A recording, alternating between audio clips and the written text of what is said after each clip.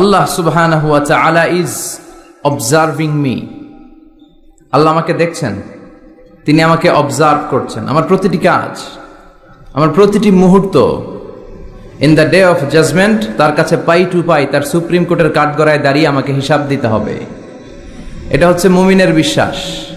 মুমিন সব সময় এটা বিশ্বাস করে যে কেউ না দেখুক, দেখে কে? পুলিশের চোখ ফাঁকি দেওয়া যায় কি যায় না? কথা বলেন। পুলিশের চোখ ফাঁকি দেওয়া যায় না? সিগন্যাল দিয়ে রাখছে পুলিশ, যাবা না, হুট করে গাড়ি টান মারছে, কিছু করার আছে? র্যাবের চোখ ফাঁকি দেওয়া যায় কি যায় না? বিমানবন্দরে কাস্টমস অফিসারের চোখ, যারা দেশের বাইরে থেকে আসেন, ইমিগ্রেশন পুলিশরা জিজ্ঞেস করে গোল্ড আছে? গোল্ড কোন দেশ থেকে আসছেন? গোল্ডের বার আছে? তো তাদের চোখ ফাঁকি দিয়ে অনেকে দেশের বাইরে থেকে গোল্ড নিয়ে আসে। কত বড় টাকা আছে না নাই? দেখেন, ওদের চোখও ফাঁকি দেওয়া যায়।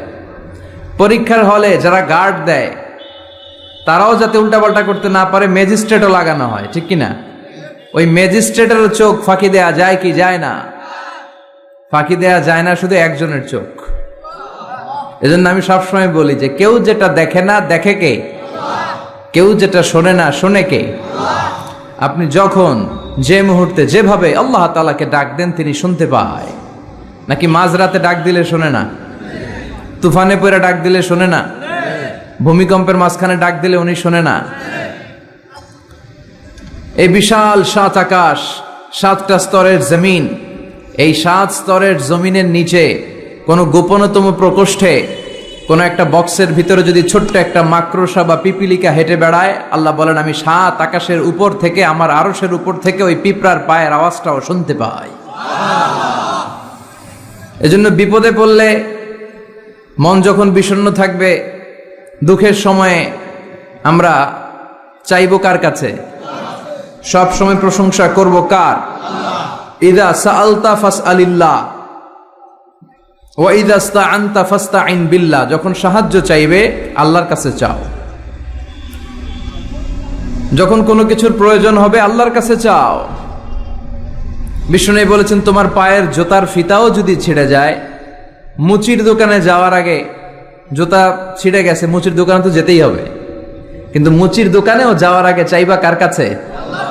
আল্লাহর কাছে। এটা হচ্ছে মুমিনের বিশ্বাস। অগাধ বিশ্বাস থাকবে তার আল্লাহর উপর।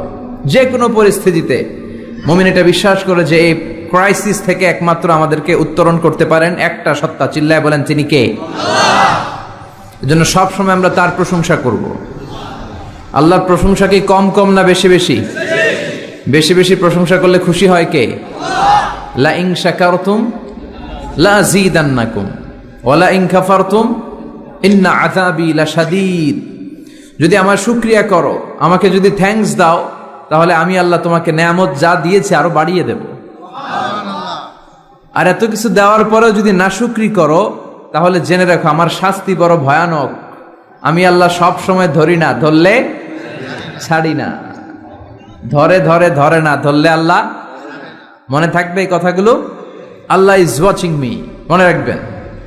অনেকে আমাদেরকে প্রশ্ন করে যে হুজুর আমি 5 ওয়াক্ত নামাজ পড়ি, ইয়াং ছেলেরা, আমি ইয়াংদের কথা বুঝি, ইয়াংরা আমার কথা বুঝে, আমি নিজেই তো ইয়াং, বুঝতে তো হবেই। তো অনেকে আমাকে প্রশ্ন করে যে হুজুর আপনাদের আলোচনাগুলো শুনে আমার জীবনের মোড় পরিবর্তন হয়েছে, কিন্তু এই পর্নোগ্রাফির করাল গ্রাস থেকে আমি